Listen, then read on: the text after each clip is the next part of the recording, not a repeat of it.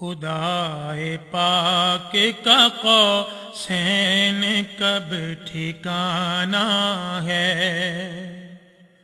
خدائے پاک کا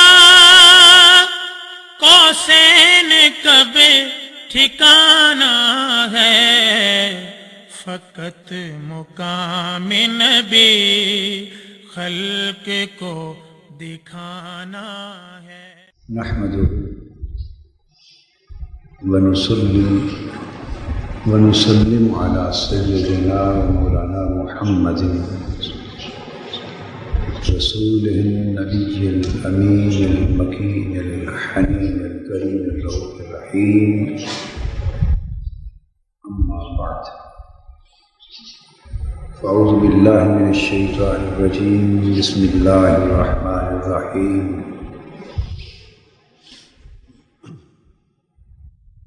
ومن آياته أن خلق لكم من أنفسكم أزواجا لتسكنوا إليها وجعل بينكم مودة ورحمة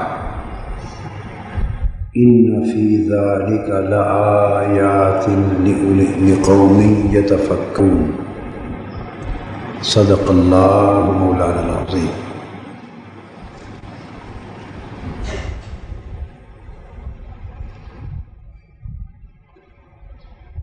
محترم علماء و خطباء کرام، معزز خواتین و حضرات اور عزیز طلباء و طالبات، قرآن مجید کی ایک آیہ کریمہ میں نے سورہ روم سے تلاوت کی، جس میں اللہ رب العزت نے فرمایا وَمِنْ آیَاتِهِ، اور یہ بات بھی اللہ کی نشانیوں میں سے ہے، یہ امر بھی اللہ کی نشانیوں میں سے ہے، ان خلق لکم من انفسکم ازواجا، کہ اس نے تمہارے لیے تمہاری ہی جانوں میں سے جوڑ بنا دیے اور جوڑ پیدا فرما دی، یعنی تم ہی میں سے تمہارے جوڑ بنائے، اور یہاں جوڑ یعنی ازواجہ سے مراد شوہر اور بیوی۔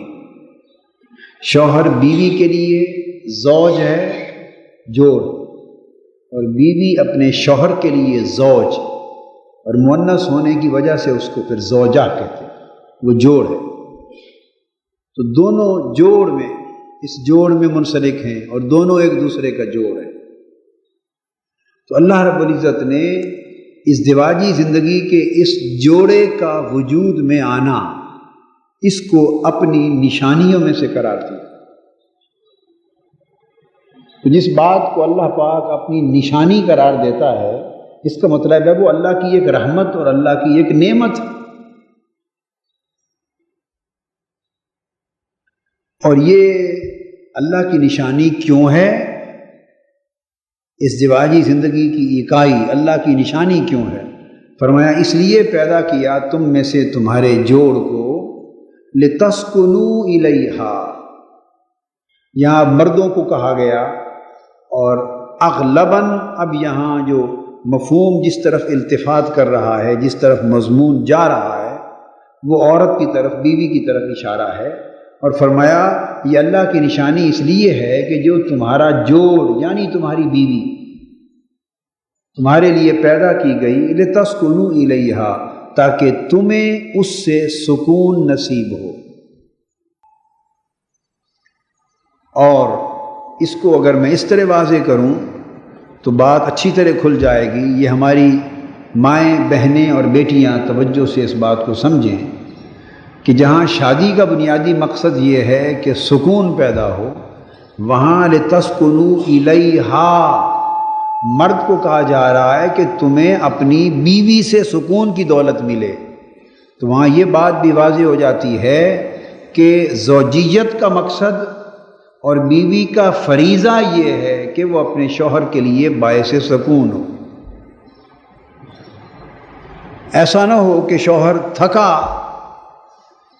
ماندہ، تھک ہار کے پریشان حال معاشرتی پریشانیوں اور ٹینشنز اور سٹرینز کے ساتھ گھر آئے، سارا دن محنت کر کے روزگار کما کے، کوئی دفتر میں کام کر رہا ہے تو وہاں کی کلفتیں اور پریشانیاں لے کر، کوئی تجارت میں ہے تو وہاں کی الجھنیں لے کر تھک کے شام کو گھر آئے، تو جب گھر پہنچے تو بیوی صاحبہ ماتھے پہ شکن لے کے بیٹھی ہو اور آ کے مسکرا کے بات نہ کرے، اس کے دکھوں کے مداوے کا اہتمام نہ کرے اور چھوٹی سی بات پہ تلخی کا ماحول پیدا کر دے، تو اس کا مطلب یہ ہوا کہ بیوی نے بیوی ہونے کا حق ادا نہ کیا اور اس دیواجیت کا بنیادی مقصد فوت ہو گیا۔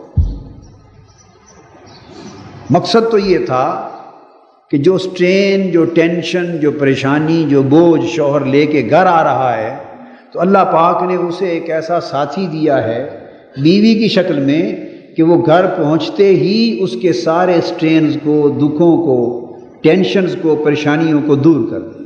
تو یہاں زوجیت کا مقصد بھی بیان ہوا اور شوہر کے لیے باعث سکون ہونا یہ بیوی کے فرائض میں سے ایک بنیادی فریضہ بھی واضح ہو گیا۔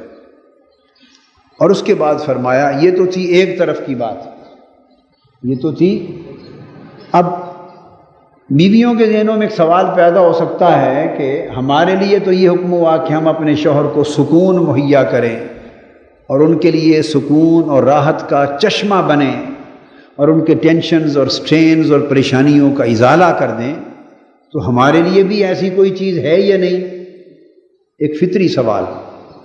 اللہ پاک نے اسی آیہ کریمہ میں اسی مضمون کے تسلسل میں فرمایا وَجَعَلَ بَيْنَكُمْ مَوَدَّةً وَرَحْمَةً۔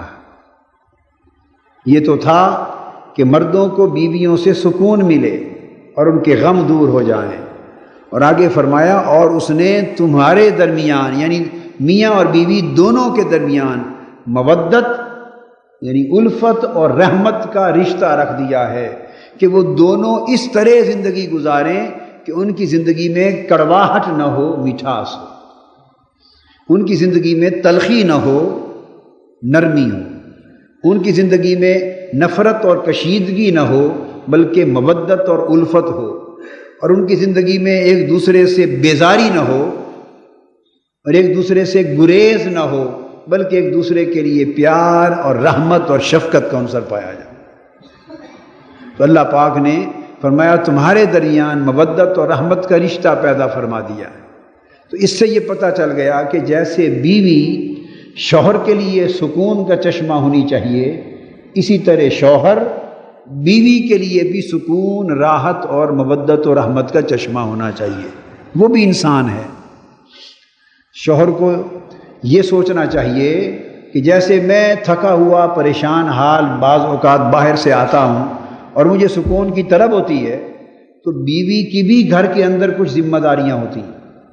وہ بھی الگ صبح اٹھتی ہے، خاص طور پہ ہمارے معاشرے کے نظام میں، چونکہ ایک بھرپور خاندان کی اکائی اسلامی معاشرے میں پائی جاتی ہے، اس میں بیوی صبح سویرے اٹھتی ہے، وہ بچوں کو پہلے تیار کرتی ہے، نہلاتی دھلاتی ہے، ان کے کپڑے بدلتی ہے، پھر اس کے بعد کچن میں جاتی ہے، ان کے ناشتے تیار کرتی ہے، پھر ان کو روانہ کرتی ہے، یکے بعد دیگرے بچے اپنے اپنے اسکول کی ٹائمنگ کے مطابق روانہ ہونے لگتے ہیں۔ یہ سب ذمہ داریاں بیوی نے ادا کرنی۔ پھر اس کے بعد شوہر کا وقت آ جاتا ہے، پھر شوہر کو تیار کرتی ہے، پھر کپڑے پریس کرتی ہے۔ ہر ایک کے گھر ملازمہ کی سہولت نہیں ہوتی، کپڑے پریس کر کے تیار کر کے روانہ کرتی ہے۔ تو شوہر جب شام کو واپس آتا ہے تو بیوی سارا دن سکون اور آرام کے ساتھ بستر پہ نہیں لیٹی ہوئی ہوتی، اس نے پھر دوپہر کے کھانے کو بھی تیار کرنا ہے، پھر گھر کی صفائی کرنی یا کروانی ہے، پھر شام کا کھانا تیار کرنا ہے اور گھر کے سارے معاملات کی دیکھ بھال کرنی ہے۔ تو کئی بار ایسا ہوتا ہے کہ بیوی بھی بعض امور کی وجہ سے تھک ہار جاتی، اس پر بھی پریشانی اور بوجھ اور سٹرین اور ٹینشنز آ جاتے ہیں، اور نازک وجود ہونے کی وجہ سے وہ نفسیاتی اور اعصابی اعتبار سے بھی مرد کے مقابلے میں بالعموم کمزور ہوتی ہے، اس پر بھی سٹرین اور ٹینشنز آتے ہیں۔ لہذا شوہر جب آئے تو دونوں کو چاہیے کہ بیوی اس کے لیے سکون کا باعث ہو اور شوہر اس کے لیے سکون کا باعث ہو، تو دونوں ایک دوسرے کو اسمائل دیں، دونوں ایک دوسرے کو، جیسے میں نے حسن اخلاق کے باب میں آپ سے کہا تھا کہ مسلمان کو اسمائل دے، مسکراتے ہوئے چہرے سے ملے. چہروں پر نرمی کا ہونا اور ملاحت کا ہونا اور مسکراہٹ کا ہونا یہ ایمان کا تقاضا ہے. تو جب ہر غیر کے لیے جس کے ساتھ آپ کا خونی رشتہ نہیں ہے، سوسائٹی میں چلتے پھرتے گلی بازار میں ہر ایک دوسرے کو ملنے والے شخص کے لیے مسکراہٹ دینا، تبسم دینا اور چہرے پر ملاحت اور نرمی رکھنا، جب یہ آپ کا اخلاقی فریضہ ہے تو میاں اور بیوی سے بڑھ کر ایک دوسرے پر حق اور کس کا ہوگا؟ لہذا یہ دو طرفہ تعلق ہے، یہ دو طرفہ تعلق ہے کہ ایک دوسرے کے لیے سکون اور رحمت کا باعث بنے. ان فی ذلک لآیات لقوم یتفکرون. اور فرمایا کہ اس بات میں غور و فکر کرنے والے لوگوں کے لیے بڑی نشانیاں،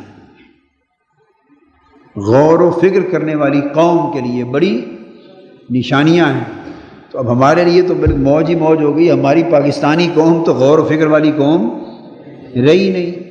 پنجابی میں کہتے ہیں عقلوں باز چھٹی. عقلوں باز، بعقل فکر جب ختم ہو جائے تو پھر موج ہی موج ہے، پھر تو چھٹی ہے. نہ عقل نہ فکر نہ سوچ نہ وچار، تو نہ کوئی ذمہ داریوں کا احساس، نہ لینا نہ دینا. سب ہماری قوم کے اندر تفکر نہیں رہا.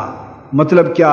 ہم لوگ بات کو سنتے ہیں اور دوسرے کان سے نکال دیتے ہیں، اس بات کو دماغ میں نہیں ٹکاتے، جگہ نہیں دیتے کہ اس پر غور اور فکر کیا جائے اور اس کے نفع اور نقصان کے پہلوؤں کو سوچا جائے اور اعتدال اور توازن سے سوچا جائے اور پھر اس کے اچھے پہلوؤں کو اپنایا جائے اور ان سے زندگی کو سنوارا جائے اور برے پہلوؤں کو سمجھ کر ان سے اجتناب اور گریز کیا جائے. یہ مقصد ہوتا ہے غور و فکر کا.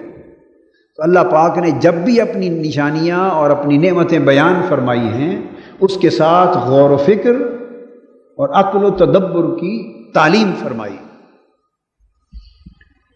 اس چیز کے بیان کر لینے کے بعد اب چونکہ میں نے عرض کیا کہ آج کا موضوع وہ حقوق ہیں جو مردوں کے عورتوں پر ہے، مردوں کے عورتوں پر ہے، اور ہماری بہنیں فکر مند نہ ہوں، اس سے اگلا خطاب ان حقوق پر ہوگا جو عورتوں کے مردوں پر ہے. لہذا آج وہ یہ نہ سمجھیں کہ سارے حقوق کے بوجھ میں ہمیں ہی دبا کے رکھ دیا اور ہم ہی پس کے رہ گئیں، تو مرد تو پتہ نہیں آج کے بعد بڑے عامر بن گئے. نہیں، ایسی بات نہیں ہے. اسلام اعتدال کا دین ہے. آج وہ اپنے فرائض سن لیں، ہماری بہنیں، بیٹیاں، مائیں، اور شوہروں کے حقوق جان لیں. اگلا جو خطاب آئے گا اس میں انشاءاللہ وہ اپنے حقوق سنیں گی اور شوہر اپنے فرائض سنیں گے.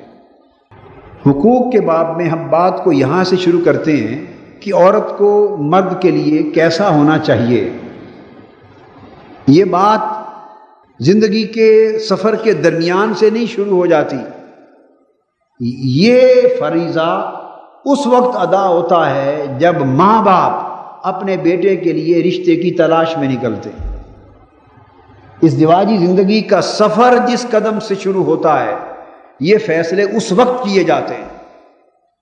تو قصور تھوڑا اور پیچھے چلے جائیں، اگر ازدواجی زندگی میں کوئی خرابی نظر آ رہی ہے تو اس کا قصور صرف میاں بیوی کا نہیں، بلکہ اس قصور کا بیشتر حصہ ماں باپ کے کندھوں پر جا کے پڑتا ہے کہ جو رشتے کی تلاش کرتے اور رشتے کے فیصلے کرتے. حضرت عبداللہ بن عمرو بن العاص رضی اللہ تعالیٰ عنہ روایت کرتے ہیں، صحیح مسلم میں ہے، آپ نے فرمایا الدنیا متاع وخیر متاعها المرأة الصالحہ. فرمایا دنیا متاع ہے، ساز و سامان ہے، اس کے اندر اللہ کی نعمتیں سامان ہیں، راحتوں کے سامان ہیں، برتاؤ کے سامان ہیں، برتنے کے سامان ہیں، معیشت ہے، معاش ہے، راحتیں ہیں. ساری دنیا سمجھے مال و دولت ہے، اسباب اور ذرائع کی بری ہوئی دنیا ہے، ایک متاع ہے، دولت ہے. اور فرمایا اس دنیا کی ساری دولت سے بڑھ کر بہترین دولت نیک بیوی. المرأۃ الصالحہ. اب یہاں المرأۃ الجمیلہ نہیں کہا، یہ فرمایا ہو کہ ساری دنیا کی دولتوں سے بڑھ کر بہترین دولت حسین و جمیل بیوی ہے، یہ نہیں فرمایا. کچھ اب پلے پڑ گئی بات، پہلے نہیں سمجھ آئی تھی، پہلے خالی واہ واہ بھی تھی. ماں باپ جب بیٹے کے رشتے کے لیے نکلتی ہیں تو میں سوال کرتا ہوں آپ میں سے ان لوگوں سے جو ماں اور باپ کے درجے میں ہیں کہ کتنے والدین ایسے ہیں جو اپنے بیٹے کی تلاش کے وقت تاجدار کائنات صلی اللہ علیہ وآلہ وسلم کی بیان کردہ اس ترجیح کو سامنے رکھتے ہیں کہ سب سے بہتر متاع اس دنیا میں نیک بیوی ہے. ان کی ترجیح تو کچھ اور ہوتی ہے، ان کی ترجیح تو وہ بھی آگے بیان آ رہا ہے. آقا صلی اللہ علیہ وآلہ وسلم نے کوئی ایسی چیز نہیں چھوڑی جو بیان نہ فرما دی، صرف ہم نے ہی ان کے فرمان کو چھوڑ دیا ہے. انہوں نے کچھ نہیں چھوڑا جو بیان نہ فرمایا. تو ارشاد فرمایا کہ ساری دنیا میں بہترین متاع نیک اور صالح بیوی ہے. تو پتہ چلا کہ بیٹے کے لیے رشتے کی تلاش میں جب نکلیں تو اور ترجیحات بھی ذہن میں رکھیں، مگر سب سے پہلی اور اولی ترجیح اس بچی کا نیک اور صالح سیرت کا حامل ہونا ہے. یہاں سے خیر کی ازدواجی زندگی کا آغاز ہوگا. اور ایک ماں باپ کو کیا قصوروار ٹھہرائیں، لڑکے جو سامنے جوان بیٹھے ہوئے ہیں ان کا بھی بڑا پرابلم ہوتا ہے. افسانے پڑھتے ہیں، ناول پڑھتے ہیں، ٹی وی کے ڈرامے دیکھتے ہیں اور تخیلاتی شکلیں ان کے ذہنوں میں نمونے بن جاتی ہیں. جیسے اب جب یہ شادی کے لیے نکلتے ہیں تو کوئی شخص اور کوئی جوان بھی آئینے میں اپنی شکل کو نہیں دیکھتا، وہ چاہتا ہے میں جیسا بھی ہوں اس کی کوئی پرواہ نہیں، مگر بیوی وہ ملے جس پر پریاں بھی رشک کریں. ہم غیر حقیقت پسند ہو گئے اور اپنے نفس اور جان پر ظلم کرنے والے ہو گئے. ایک نوجوان تھا، وہ میرے پاس آتا رہا، اس نے کہا بھی میں نے شادی کرنی ہے، اس کو بھیج دیا فلاں جگہ ایک رشتہ ہے گھر میں، وہ ریجیکٹ کر دیا، پھر ایک اور جگہ بھیجا وہ ریجیکٹ کر دیا، اور جگہ بھیجا وہ ریجیکٹ کر دیا. ایک دن میں نے اس کو پکڑ لیا گردن سے، اکیلے بیٹھا تھا، تو میں نے پوچھا آپ کیوں ریجیکٹ کر آتے ہیں، اتنے رشتے اچھے رشتے تھے. اس نے کہا جی وہ خوبصورت نہیں ہوتی. میں نے اس کے کان کو پکڑا اور شیشے کے سامنے کھڑا کر کے ایک چھوٹا سا گھونسا مارا. میں نے کہا بے حیا، کبھی اپنی شکل بھی شیشے میں دیکھی؟ کبھی اپنی شکل بھی دیکھی؟ ان معصوم بیٹیوں کو رد کر کے آتے ہو، اور میں نے بتایا کہ وہ ساری کی ساری بچیاں تم سے زیادہ خوبصورت تھیں. نوولسٹک سوچ بن گئی ہے، رومانوی سوچ، تخیلاتی سوچ. تو اس میں کچھ نوجوانوں کا بھی قصور ہے. اس معاشرے کے جو حالات ہیں وہ بھی بڑے اونچے چلے گئے، اور وہ یہ نہیں دیکھتے کہ اگر آپ کی طلب ایک خاص قسم کی حسین و جمیل بیوی کو اپنی رفیقہ حیات بنانا ہے تو کم از کم یہ بھی تو سوچیں کہ اس جس غریب بچی کو آپ لا رہے ہیں وہ بھی انسان ہے، اس کے سینے میں بھی دل ہوگا، اس کا بھی کوئی تصور ہوگا، اس کی آنکھیں بھی چاہتی ہوں گی کہ میرا شوہر بھی کوئی حسین جمیل ہو. کبھی یہ نہیں دیکھا اس کے جذبات کا؟ مرد یہ سمجھتا ہے کہ میں تو جیسا بھی ہوں، میں تو جیسا بھی ہوں، میں تو غلمان ہوں، میں تو جیسا بھی ہوں، میں تو حسن کا پیکر ہوں. مرد نہ اپنا رنگ دیکھتا ہے، نہ فیچر دیکھتا ہے، نہ قد دیکھتا ہے، نہ حالات دیکھتا ہے.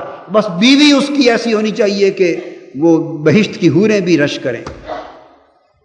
اپنے آپ کو حقیقی زندگی میں لانا چاہیے، نیچے لاؤ، عملی زندگی میں لاؤ، اور طبیعت میں اعتدال پیدا کرو، تو اوزن پیدا کرو، حقیقت پسند بنو. جب آپ اپنے جذبات کو رکھیں اپنے سامنے تو عدل کا تقاضا یہ ہے کہ اس مسئلے پر دوسرے کے جذبات کو بھی خود سوچیں اور پھر جا کے اعتدال پیدا کریں. حضور صلی اللہ علیہ وسلم نے فرمایا کہ مومن وہی شخص ہے جو اپنے لیے جو پسند کرتا ہے دوسرے کے لیے بھی وہی پسند کرے. اس ایک حدیث کے اصول کو اپنا لیا جائے تو بہت سے مسئلے حل ہو جاتے ہیں. تو والدین کی خرابی، بہت ساری خرابی ہے. والدین کئی گھروں میں گھومتے پھرتے رہتے ہیں، بچوں کے رشتے نہیں ہوتے. یہ بیٹیاں ملتی ہیں بڑی لیکن اتنی خوبصورت نہیں ہوتی. تو ساری چیز یاد رکھ لیں، یکجا نہیں ملتی. عین ممکن ہے کہ آپ جس خوبصورتی کے پیچھے مارے مارے پھر رہے ہیں وہ خوبصورتی جب ملے تو خوبصیرتی نہ ملے. ممکن ہے کہ خوبصورت ملے مگر خوبصیرت نہ ملے، اور ممکن ہے خوبصورت ملے لیکن اس کے ساتھ تکبر آ جائے، پھر ماں باپ کی خدمت نہ کرے، پھر رعونت ملے. تو حضور صلی اللہ علیہ وسلم نے اعتدال کی زندگی کی تلقین فرمائی اور اس میں ہر خیر ہے. حضرت ابو ہریرہ رضی اللہ تعالی عنہ سے روایت ہے، متفق علیہ حدیث ہے، یعنی بخاری اور مسلم دونوں میں تخریج ہوئی. آقا علیہ السلام نے فرمایا تنکح المرأۃ لاربع، لمالہا ولحسبہا ولجمالہا ولدینہا. اور پھر فرمایا فاظفر بذات الدین. فرمایا عورت سے 4 بنیادوں پر نکاح کیا جاتا ہے، یعنی عورت کو یا بیوی کو 4 بنیادوں پر تلاش کیا جاتا ہے یا منتخب کیا جاتا ہے زوجیت کے لیے. 4 ریزنز ہوتے ہیں. کون کون سے؟ یا تو رشتہ تلاش کرنے والے ماں باپ یا بیٹا جب عورت کو تلاش کرتا ہے اور اپنی زوجیت میں لانا چاہتا ہے تو یا تو اس کے مال کو دیکھتے ہیں کہ مال کتنا لائے گی، مال کتنا لائے گی. اور ساسیں آج بھی اپنی بہو کو مال میں تولتی ہیں، حال میں نہیں تولتی. اس کا حال، سیرت، کردار. کم گھر ہیں جن میں دیکھا جاتا ہے. بہت سی ساسیں آج اس دنیا میں بھی ایسی ہیں جو مال میں تولتی ہیں. جہیز کیا لائی ہے، تمہیں ماں باپ نے کیا دیا ہے. اور بعض گھروں میں تو خدا نہ کرے سال ہا سال تانا چلتا ہے. تو فرمایا یہ تو مال دیکھ کر شادی کی جاتی کہ کتنے امیر ماں باپ ہیں اس بچی کے، گھرانہ کتنا مالدار ہے اور جہیز میں کیا ملے گا. یا ولحسبہا، یا خاندان دیکھا جاتا ہے کہ بڑا اونچا خاندان ہے، عزت والا خاندان ہے، ان کا بڑا سوشل سٹیٹس ہے، وہاں سے رشتہ ہوگا تو بڑے اونچے خاندان کے ساتھ ہماری رشتہ داری ہو جائے گی. داماد بچہ وہ سوچتا ہے کہ ہمارا بچہ فلاں کا داماد کہلائے گا. بولیے حضور صلی اللہ علیہ وسلم نے عین حقیقی عملی زندگی کے نقشے سے ہٹ کر کوئی بات کی؟ یہی کچھ نہیں ہوتا. تیسرا فرمایا ولجمالہا، اور تیسرا اینگل کیا ہے؟ اس کے حسن و جمال کو دیکھا جاتا ہے، کتنی خوبصورت ہے، جس کا ذکر میں پہلے کر چکا. اس کے جمال کو دیکھا جاتا ہے. اور فرمایا چوتھا سبب ولدینہا، اس کے دین اور نیک سیرت اور نیک کردار کو دیکھا جاتا ہے. یعنی فرمایا کہ 4 قسموں کے لوگ دنیا میں پائے جاتے ہیں. کچھ لوگ ہیں جو مال و دولت کو ہر شے پہ ترجیح دیتے ہیں. کچھ لوگ ہیں جو حسب اور خاندانی حسب کو اور خاندانی نسب کو ہر چیز پہ ترجیح دیتے ہیں. اور کچھ لوگ وہ ہیں جو حسن و جمال کو ترجیح دیتے ہیں. اور کچھ لوگ وہ ہیں جو اس کے دین کو، سیرت کو، کردار کو ترجیح دیتے ہیں. اب 4 چیزوں کو بیان کر کے آقا علیہ السلام نے یہ نہیں فرمایا کہ ان میں سے کوئی ایک چیز کلیت نظر انداز کر دی جائے. نہیں، 4 کا ذکر کر کے آگے پھر ترجیح اول بیان فرما دی. یہ نہیں فرمایا کہ مال مت دیکھو، ٹھیک ہے ذہن میں رکھ لو. نہیں فرمایا کہ حسب و نسب نہ دیکھو، خاندان ذہن میں رکھو. حسن و جمال مت دیکھو، نہیں حسن و جمال بھی ذہن میں رکھو. ہر چیز ایک توازن کے ساتھ. مال و دولت اس لیے دیکھو تاکہ بچے اور بچی کا جوڑ ہو، بچے والے اور بچی والوں دونوں کی زندگی کے ایک جوڑ بنے، کہ دونوں کی اگر مالی اور معاشی اور سماجی بیک گراؤنڈ بہت زیادہ مختلف ہوگی تو ان کے اندر گھروں میں انڈرسٹینڈنگ پیدا کرنے میں دشواریاں واقع ہوتی. ان کے اندر حکمتیں، جس قدر حکمت ہے وہ ذہن میں رکھ لو. حسن و جمال بھی دیکھو، دین بھی دیکھو. مگر فرمایا فائنل ڈیسیژن اگر 4 چیزیں تھوڑی تھوڑی ہوں یا تھوڑی کم تھوڑی زیادہ ہوں تو فرمایا اولی ترجیح جو فیصلہ کن ہو فاظفر بذات الدین، وہ دین اور سیرت و کردار کو ترجیح دو. دین اور سیرت و یعنی چاروں چیزیں اگر برابر نہ ہوں، کوئی کم کوئی زیادہ، کوئی خوبی کمزور کوئی خوبی اچھی، کوئی تھوڑی کوئی زیادہ، اگر یہ فرق آ جائے تو فرمایا اس میں تمہیں ترجیح دینی پڑے کہ ان چاروں میں ترجیح ہے اول کس کو دوں، تو فرمایا اس کی دین کو، اس کی سیرت کو، اس کے کردار کو، دینداری کو ترجیح دو، کیونکہ اس سے ازدواجی زندگی کی ابتدا ہونے والی ہے۔ تو جب آپ چناؤ کرتے وقت نیک صالح بچی لائیں گے تو وہ پھر مرد کے حقوق بھی ادا کرنا جانیں گی اور گھر کے اندر کی فضا کو بھی بہتر بنا دے گی۔ یہ ایک بنیادی تصور جس کا تعلق رشتے کی تلاش کے وقت سے ہے، اور میں زور دے رہا ہوں والدین پر اور نوجوان بچوں پر کہ جب رشتے کی تلاش، بعض اوقات ایسا ہوتا ہے بچے یہ سمجھتے ہیں، یہ والدین یہ سمجھتے ہیں کہ بس یہ شادی مہینہ 2-4 مہینے کی، 6 ماہ یا سال 2 سال کی بہار تو نہیں ہوتی، یہ ساری زندگی کے لیے ایک طویل سفر ہوتا ہے، اور تا دم مرگ بالعموم ساری زندگی کا ایک سفر ہوتا ہے۔ کئی چیزیں ایسی ہیں جو سائے کی طرح آتی ہیں جاتی ہیں ڈھل جاتی ہیں، کئی چیزیں ایسی ہیں جن کو ساری زندگی رہنا ہوتا ہے۔ تو یاد رکھ لیں کہ جو نیک خصلت بچی ہے وہ ساری زندگی رہتی ہے، جس کی سیرت اور کردار اور جس کی دینداری اس کی بنیادی تربیت کے اندر موجود ہے، یہ وہ خصلت ہے جو ساری زندگی چلے گی، اور اس خصلت کا پرتو ماں کی گود کے ذریعے، ماں کی تربیت کے ذریعے ساری اولاد پر ہوگا۔ یہ سوچو کہ میں اپنی جس نسل کو پیدا کرنا چاہتا ہوں اور جس نسل نے اس گھر میں پروان چڑھنا ہے، وہ پروان چڑھنے والی نسل کس گود میں پرورش پائے گی؟ کیا؟ کس گود میں پرورش پائے گی؟ اسے تربیت کس ماں نے دینی ہے؟ اسے کھانا پینا، اٹھنا بیٹھنا، بولنا چلنا اور راہ و رسم رکھنا اور جان پہچان رکھنا، یہ سارے آداب زندگی بچپن میں کس نے سکھانے ہیں؟ بولیے باپ نے؟ ہم تو نہیں سکھاتے، سیدھی بات ہے، میں تو آپ کو اپنی بات بتاتا ہوں۔ بعض اوقات مہینوں کے مہینوں باہر ہوتے ہیں، ہفتوں ہفتوں باہر ہوتے ہیں، اور لاہور میں ہو کر بھی کبھی سمجھے گھر میں نہیں ہوتے، اور کبھی ہوتے ہیں۔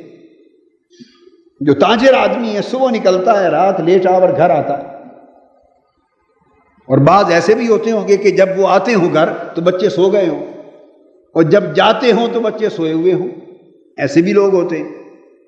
انگلینڈ اور یورپ کی جو اور ویسٹرن ورلڈ کی زندگی ہے، وہاں تو اکثر ہی ایسا ہوتا ہے کہ منہ اندھیرے نکلنا پڑتا ہے، لمبے سفر ہوتے ہیں ٹریفک کے، اور رات لیٹ آورز لوگ آتے ہیں، کئی ڈبل ڈیوٹیاں کرتے ہیں، اور اگر جاتے آتے بھی ہیں تو تھوڑا وقت بچوں کے ساتھ کانٹیکٹ کا ملتا ہے، تو ساری ذمہ داری بچوں کی تعلیم و تربیت کی تو ماں پر ہوتی۔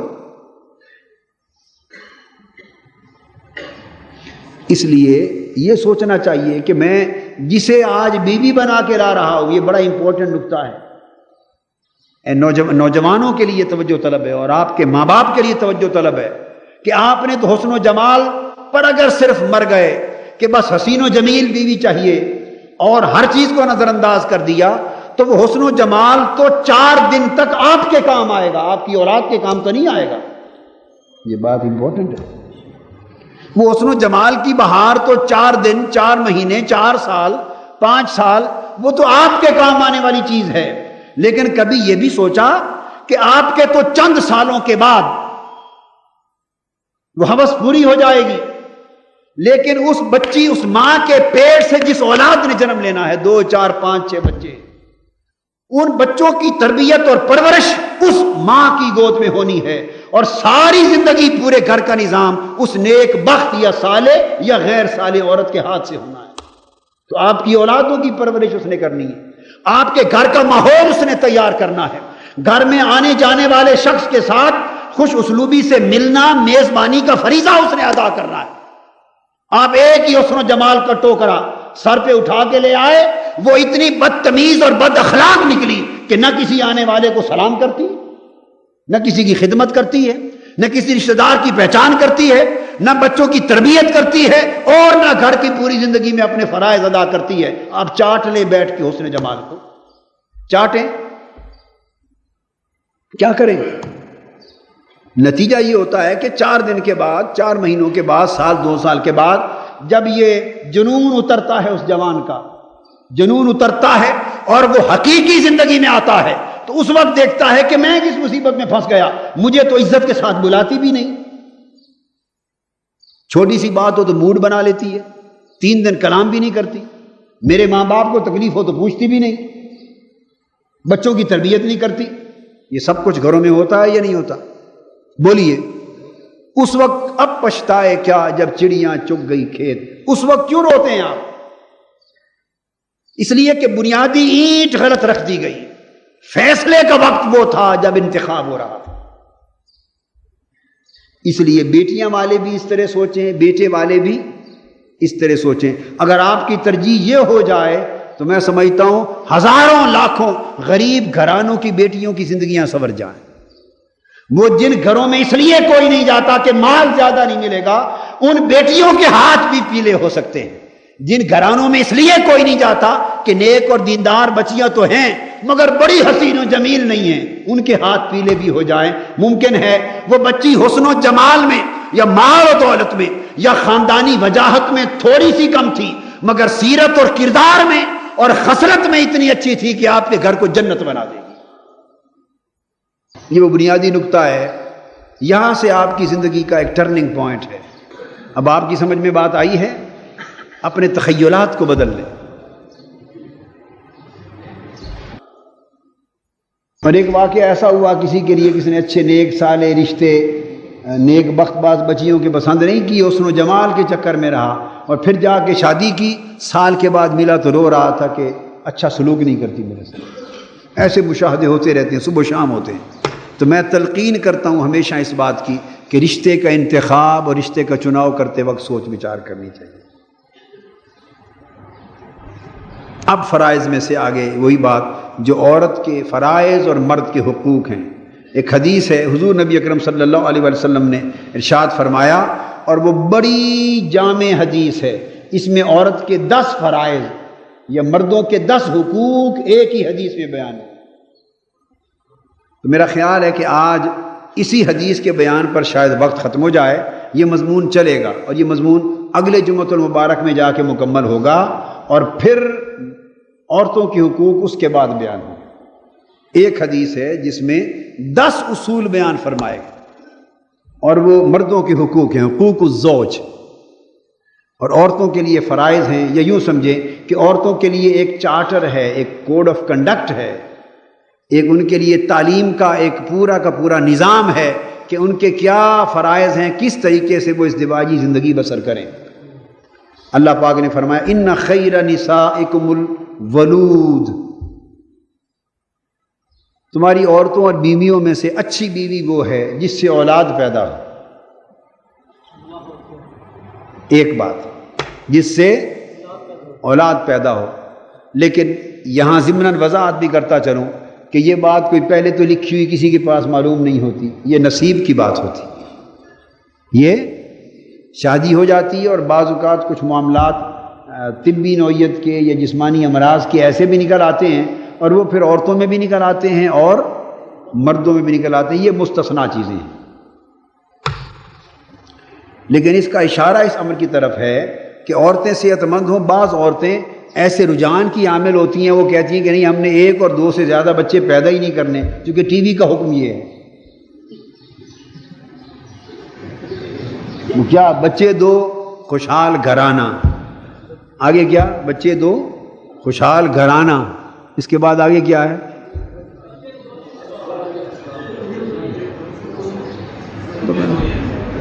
بچے 2 ہی اچھے۔ تو بعض عورتیں اگر اس رجحان کی ہوں کہ نہیں بس 1 ہی بچہ کرنا ہے یا 2 بچے کرنے ہیں، اور وہ اس سے زائد بچے کرنے سے بالکل کترائیں، تو یہ اس امر کی طرف اشارہ ہے نہیں کہ 1 یا 2 کی قید بھی نہیں، اور یہ بھی نہیں ہونا چاہیے کہ ایک کراچی میں مولانا صاحب تھے، بچے 2 ہی اچھے کی شرط بھی نہیں ہونی چاہیے۔ یہ ایک انتہا ہے، یہ ایک انتہا ہے۔ اور کراچی میں ایک مولانا صاحب تھے، اب اللہ کو پیارے ہو گئے، بڑے نامور عالم دین تھے، میں نام نہیں لیتا، آپ سب جانتے ہیں ان کے نام، اگر لے دوں تو آپ سب کو پتا ہوگا۔ تو مجھے ایک روز پتہ چلا کہ ان کے 24 بچے تھے،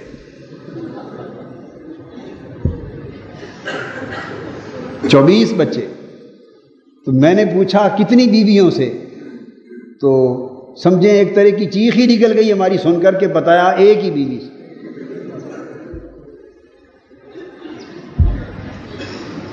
تو میں نے پوچھا وہ سوتے کہاں تھے؟ چھوٹا سا گھر تھا، مدرسہ کا دیا ہوا گھر. انہوں نے کہا پھر جب رات کا ٹائم ہوتا تھا تو کچن اور ڈرائنگ روم اور کمرے سارا فرش بستر محمدی بن جاتا تھا. تو یہ بھی ممکن ہے جیسے ہمارے حوصلوں میں تین تین ایک دوسرے کے اوپر چارپائیاں ہوتی ہیں اس پہ چڑھ کے سوتے ہوں. 24 بچے. اب یہ بھی کوئی حد ہے. اس طرح کئی لوگ ہیں درجن درجن کر لیتے ہیں. تو عورتوں کی صحت اور جان کی پر یہ بھی ظلم ہے. ہر چیز میں اعتدال ہونا چاہیے، ہر چیز میں اعتدال ہونا چاہیے. وہ انگریزوں کا زمانہ گیا جب کہتے جس نے درجن بچے کر لیے تو اس کو پتہ نہیں اتنی زمینیں جاگیر ملیں گی. ایسی بات نہیں. اعتدال سب سے اعلیٰ زندگی، احسن زندگی دین میں اعتدال کی زندگی.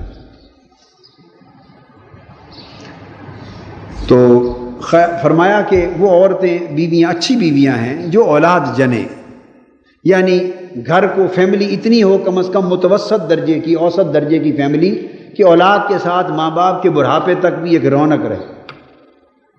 اس کے بعد فرمایا الودود،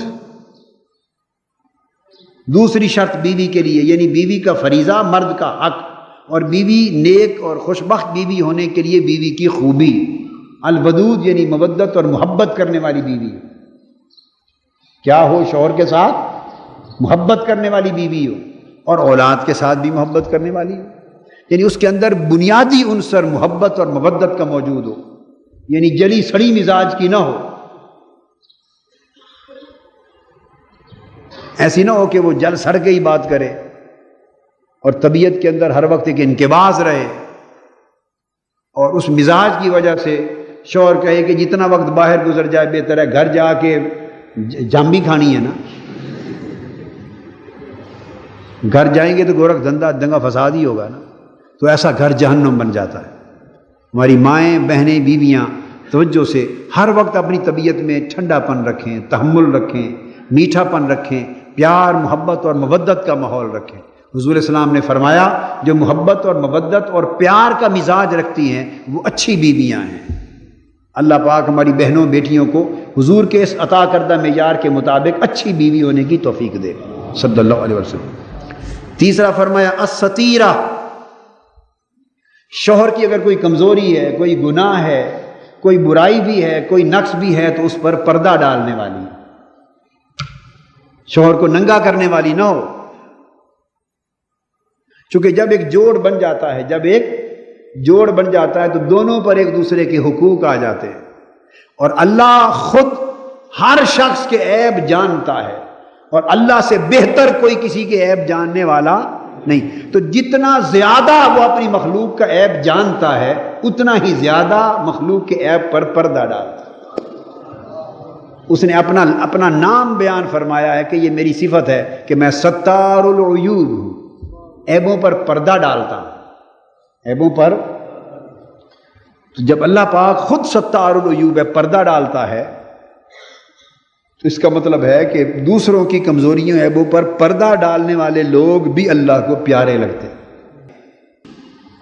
اور سوسائٹی میں ایک دوسرے کے عیب پر پردہ ڈالنا چاہیے. عیب جوئی منع ہے، عیب گوئی منع ہے. کسی کی عیب تلاش نہ کرو، کسی کی عیبوں کو بیان نہ کرو. الا یہ مستثنا ہے کہ کوئی عیب مخلوق کے اوپر ظلم کا باعث ہو رہا ہو تو اس کے ظلم کو بے نقاب کرو، پھر یہ حکم ہو جاتا ہے. پھر یہ جب معاشرے پر کسی کا عیب باعث ظلم ہو رہا ہے تو پھر اس کو بے نقاب کرو. ظلم کا باب آ جائے تو پھر اللہ کا حکم ہے کہ اس کو بیان کیا جائے، کیونکہ پھر مخلوق کو اس کے ظلم سے نجات دلانا ہے. یہ معاملہ جدا ہے. لیکن نجی سطح پر اگر آپ کو کسی کا عیب معلوم بھی ہو تو اس کو چھپا دو. اور بیوی کے لیے یہی حکم شوہر کے لیے بھی صاف ظاہر ہے کہ وہ بھی بیوی کا عیب چھپائے. شوہر ایسا نہ ہو کہ اگر بیوی کے اندر عیب ہو تو سارے لوگ جمع ہو تو کھل کھل کے بیوی کے عیب سناتا پھرے لوگوں کو. اور بیوی بھی ایسی نہ ہو کہ اگر کسی بات پہ ناراضگی اور اونچ نیچ بھی گھر میں ہو جائے تو پھر آنے جانے والی عورتوں کو، رشتہ داروں کو، فیملی کو، اعزاء اقارب کو شوہر کے عیب سناتی پھرے اور شوہر کی کمزوریاں گنواتی پھرے اور اس کو ننگا کرتی پھرے. نہیں، حضور علیہ السلام نے فرمایا اچھی بیوی اور اچھی عورتوں میں سے وہ ہے جو شوہر کے عیبوں پر پردہ ڈال دے، تو اللہ اس پر پردہ ڈالے گا. پھر فرمایا العزیزۃ فی اہلہا، اور پھر جو اپنی اہل و عیال ہے اس کے لیے محبت اور شفقت کرنے والی ہے. جو اہل و عیال ہے اس کے لیے محبت اور شفقت کرنے والی ہے، ان کے دکھ پر تڑپ اٹھے، ان کی پریشانی کو اپنی پریشانی سمجھے، ان کی مصیبت کو اپنی مصیبت جانے اور اپنے تن پر اس مصیبت کو لے لے، اور اپنے اہل و عیال یعنی میاں اور بچوں کے لیے وہ سراپا محبت، سراپا شفقت اور سراپا رحمت بن جائے. اور اس کے بعد یہ 4 صفتیں ہوں گی، کتنی؟ 5ویں فرمایا الذلیلۃ مع بعلہا، اور فرمایا اپنے شوہر کے ساتھ بڑا ادب کرنے والی ہو اور انکساری کرنے والی ہو، اور ادب اور انکساری میں شوہر کے سامنے جھکنے والی ہو.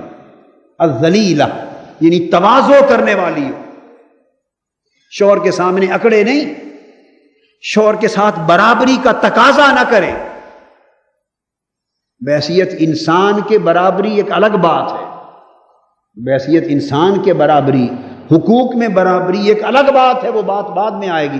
مگر بیوی اپنے شوہر کی فضیلت کو مانے اور اس کے ساتھ ادب سے پیش آئے، احترام سے پیش آئے، اکرام سے پیش آئے، جھک کر پیش آئے، اور ایسے لگے جیسے اس کے ساتھ تواضع اور انکساری، جی جی کر کے بلائے، ادب کے ساتھ بلائے، اس کے ساتھ کھانا رکھے، پکا کے سامنے رکھے، کپڑے تیار کر دے، خدمت کرے، یعنی خدمت گزار بیوی.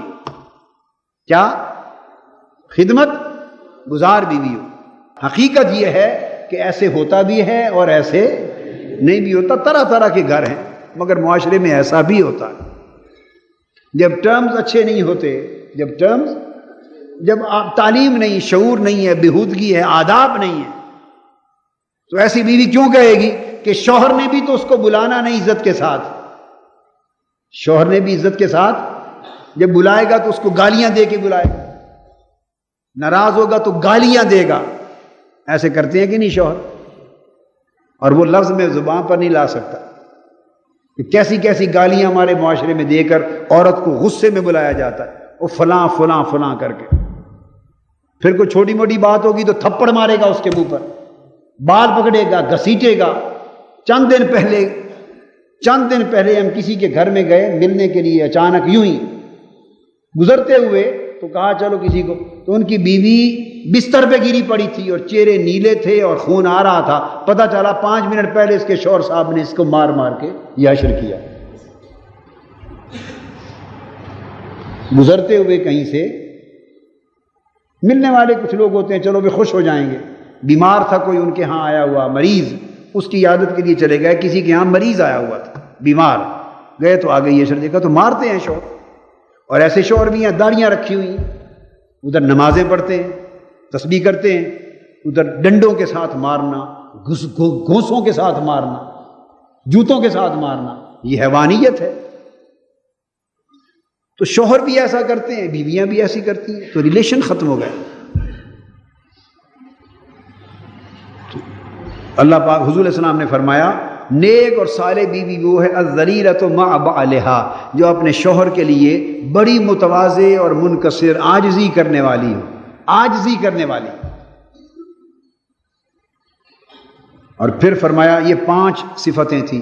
6 فرمائی المتبرجۃ مع زوجہا، اور وہ عورت اچھی اور نیک ہے اور خوش بخت ہے جو اپنے شوہر کے لیے اس طرح بن سنور کے رہے، شوہر کے لیے کہ شوہر کا دل خوش ہو.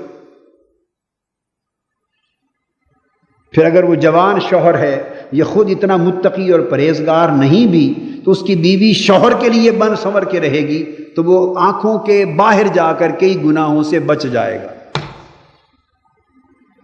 یہ بیویاں اور بیٹیاں بہنیں بڑی توجہ سے سنیں. بعض اوقات کو یہ بھی شکوہ ہوتا ہے کہ شوہر وہ کسی اور طرف دھیان کرتے ہیں، جی باہر زیادہ ٹائم دیتے ہیں، ایسی شکایتیں کرتی ہیں. تو ان کو دھیان کرنا چاہیے کہ وہ خود اپنے شوہر کے لیے اس کی آنکھوں کا سکون بنے، اس کی آنکھوں کا راحت بنے۔ اور رسول اللہ صلی اللہ علیہ وسلم نے فرمایا المتبرجہ، قرآن مجید نے سورہ نور میں ایک جگہ اور ایک اور مقام پر تبرج کو حرام قرار دیا۔ تبرج کہتے ہیں ایسا بناؤ سنگار جو نظر آئے، ایسا بناؤ سنگار جو نظر آئے، اس کو قرآن نے، شریعت نے حرام قرار دیا۔ سو غیر کے لیے نظر آنے والا بناؤ سنگار حرام ہے، اور شوہر کے لیے فرمایا اچھی بیوی وہ ہے جو شوہر کے لیے بناؤ سنگار بنا کے رکھے۔ بناؤ سنگار شوہر کا حق ہے۔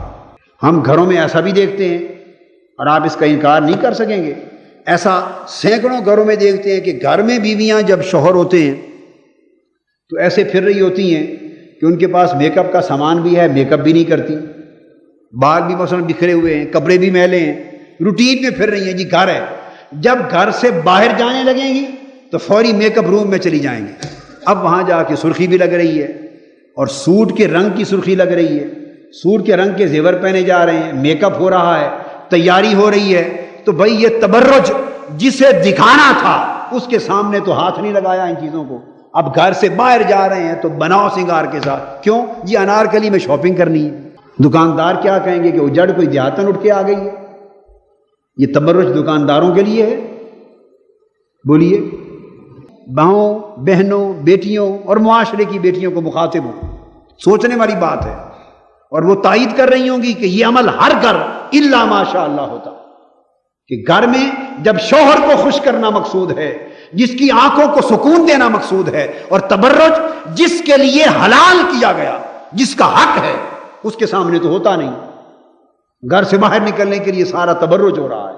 تبرج کہتے ہیں بناؤ سنگار، پورا میک اپ کرنا اور تیاری کے ساتھ جانا۔ شاپنگ کے لیے جا رہے ہیں، لبرٹی جا رہے ہیں، اچھرے جا رہے ہیں، انارکلی جا رہے ہیں، فلاں چیز لینی ہے، فلاں کی دعوت ہے فلاں کے گھر، آج ان کی دعوت پہ جا رہے ہیں، فلاں کی شادی پہ جا رہے ہیں، یعنی فلاں فلاں فلاں، سارے جہاں کے لیے تبرج ہے۔ اور وہ غریب جو تنہا، جس کا انحصار اپنی پاکیزہ زندگی کا اپنی بیوی پر ہے، اس کے لیے تبرج نہیں ہے۔ یہ کہاں کی؟ اس کو حیادار زندگی نہیں کہتے، اس کو حیادار زندگی۔ اگر عورتیں اپنے طرز عمل کو بدلیں اور تبرج کی ترجیحات کو بدل دیں، حرام تبرج کو چھوڑ دیں، حلال تبرج کو لے لیں، اور ایک جائز حد تک سارے معاملات، باہر بھی جائز حد تک رکھیں، اندر شوہر کو خوش کرنے کے لیے جو بناؤ سنگار کی چیزیں شوہر نے لا کے دی یا خود خریدی، وہ شوہر کا حق ہے اور شوہر کے لیے کریں۔ ایسی عورتیں بھی ہیں کہ شوہر فوت ہو جاتے ہیں، بیوہ ہو گئی، اور بیوہ ہو جانے کے بعد پھر بناؤ سنگار کرتی پھرتی، ہم نے آنکھوں سے دیکھا۔ بیوہ ہو جانے کے بعد کس کے لیے بناؤ سنگار؟ سچ بات کوئی بتانے والا نہیں رہا، کوئی سمجھانے والا نہیں رہا، اور سمجھا دی جائے تو اتنی کڑوی ہے کہ کوئی برداشت کرنے والا نہیں رہا۔ فرمایا یہ جو تبرج اور بناؤ سنگار اپنے شوہر کے ساتھ جو جتنا زیادہ بناؤ سنگار کر کے اس کے دل کو لبھائے گی، آقا نے فرمایا وہ اچھی اور نیک بخت بیوی ہے۔ کیوں؟ کہ وہ اپنے بناؤ سنگار کے ذریعے اور اپنی خوبصورتی کو بڑھا کر اپنے شوہر کو گناہ سے بچا رہی ہے۔ اس کا بناؤ سنگار شوہر کو پرہیزگار بنا رہا ہے، شوہر کو تقویٰ دے رہا ہے، شوہر کی باہر جاتے ہوئے نگاہوں کی پاکیزگی رکھ رہا ہے۔ اور اگر گھر کے ماحول میں اس کو وہ نفسانی طلب جو انسان کے اندر بحیثیت انسان کے اللہ نے رکھی ہے اس کی تسکین نہیں ہوگی تو لا محالہ باہر جا کے پھسل جانے اور بہک جانے کے امکانات بڑھ جائیں۔ الحسان عن غیرہ، اس کے بعد 7واں فریضہ یہ کہ شوہر کے سوا جب کسی غیر کا معاملہ آئے تو بالکل پاکیزہ قلعہ بن جائیں کہ کوئی جرت نہ کر سکے نگاہ اٹھا کے دیکھنے کی۔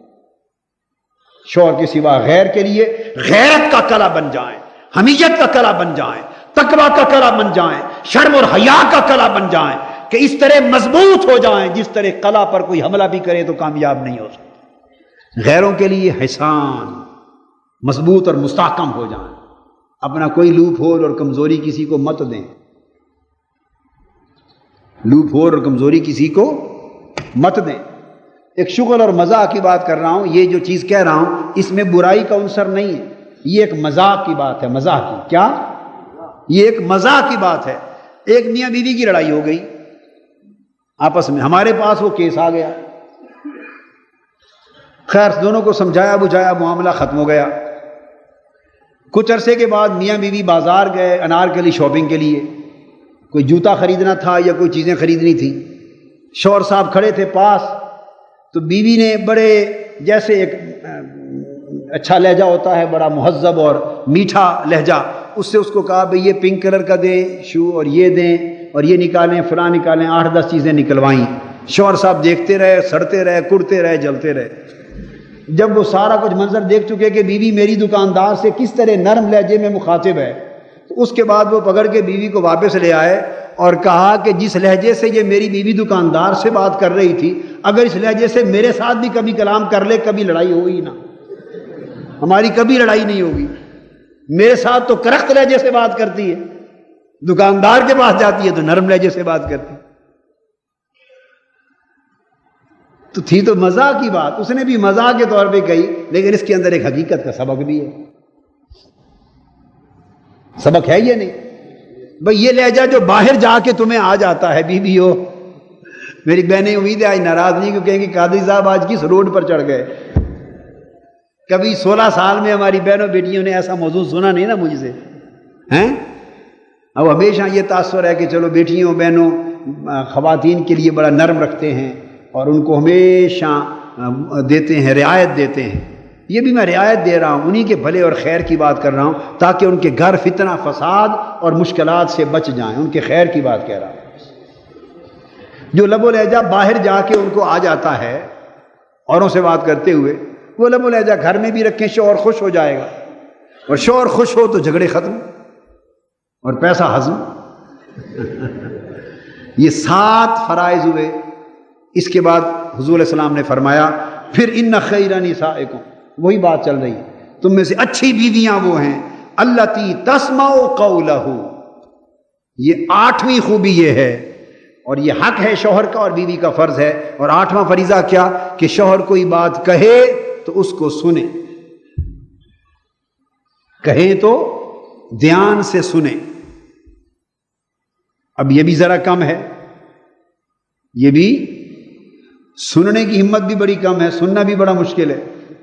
عام معمولات یہ ہیں کہ دونوں ہی بولتے چلے جاتے ہیں، کوئی کسی کو نہیں سنتا، اور پھر چیخ کے کہنے پڑتا ہے کہ میری بھی سن۔ التی تسمع قولہ، جب شوہر بات کرے خاموش ہو جاؤ، سنو، اور سننے کا مطلب ہے سمجھو کہ وہ کیا کہنا چاہتا ہے۔ اور 9واں فریضہ وَتُطِیعُ أَمْرَهُ، اور جو حکم دے اس کی اطاعت کرے۔ اچھی اور نیک بیوی یہ ہے کہ شوہر کے حکم کی اطاعت کرے، سوائے اس معاملے میں کہ اگر وہ خلاف شریعت بات کہے، اللہ اور اس کے رسول کے حکم کی خلاف ورزی میں کوئی کام کہے، شریعت کے خلاف کوئی کام کہے، ایسا کام کہے جس سے اللہ اور اللہ کے رسول ناراض ہوں، وہ انکار کر سکتی، دین کے خلاف کہے انکار کر سکتی ہے، مگر اگر دین کے اور حقوق کے دائرے میں ہو وَتُطِیعُ أَمْرَهُ، تو شوہر جو حکم کہے، جو بات کہے، اس کی اطاعت عورت پر واجب ہے، اس کی اطاعت عورت پر واجب ہے۔ اگر عورت یہ بات ذہن نشین کر لے کہ میرے شوہر کو اللہ نے یہ حق دیا ہے کہ اس کی بات کی اطاعت کرنی ہے، ماننا ہے اس کا حکم، تو خود بخود ایک نظام قائم ہو جاتا ہے گھر میں اطاعت کا اور نظم و نسق کا۔ وَإِذَا خَلَا بِهَا بَذَلَتْ لَهُ مَا أَرَادَ مِنْهُ، اور 10واں فریضہ یہ کہ جب شوہر اس بیوی کے ساتھ علیحدگی میں ہو، خلوت میں ہو، تو وہ بیوی شوہر کو خوش کرے۔ جب شوہر بیوی کے ساتھ خلوت میں ہو، علیحدہ ملے، تو بیوی اتنا خوش کرے جیسے شوہر چاہے، یعنی اس کے لیے خوشی کا سامان فراہم کرے، راحت کا سامان فراہم کرے، تاکہ اس کے ساتھ ان کی آپس کی انڈرسٹینڈنگ، آپس کی افہام و تفہیم اور آپس کے جو تعلقات ہیں وہ محبت اور مودت کی بنا پر قائم ہوں اور وہ بڑھتے چلے جائیں۔ 10 حقوق اللہ رب العزت نے، حضور صلی اللہ علیہ وسلم نے اس ایک حدیث پاک میں مردوں کے بیان کیے۔ اور یہ عورتوں کے فرائض بھی ہیں اور عورتوں کے لیے چارٹر آف گائیڈنس ہے، ایک کوڈ آف کنڈکٹ ہے. اگر عورتیں اس کو لکھ لیں، اور کچھ بعید نہیں ہے کہ ویمن لیگ اس کو لکھ کر چھاپ لے ترجمے کے ساتھ. میں منہاج القرآن ویمن لیگ کی بیٹیوں سے کہوں گا کہ وہ حدیث مجھ سے لکھوا لیں اور اس کو اس طرح ٹکڑوں کے ساتھ 1 2 3 4 10 نقطے کر کے لکھ لیں، آگے ان کا ترجمہ کر کے خوبصورت سا ایک چارٹ بنا کے گھروں میں خواتین کو دیں، تحفہ دیں. اللہ تبارک و تعالی ہمارے حال پہ کرم فرمائے. وما علینا الا البلاغ. خدائے پاک کا قوسین کب ٹھکانا ہے، خدائے پاک کا قوسین کب ٹھکانا ہے، فقط مقام نبی خلق کو دکھانا ہے.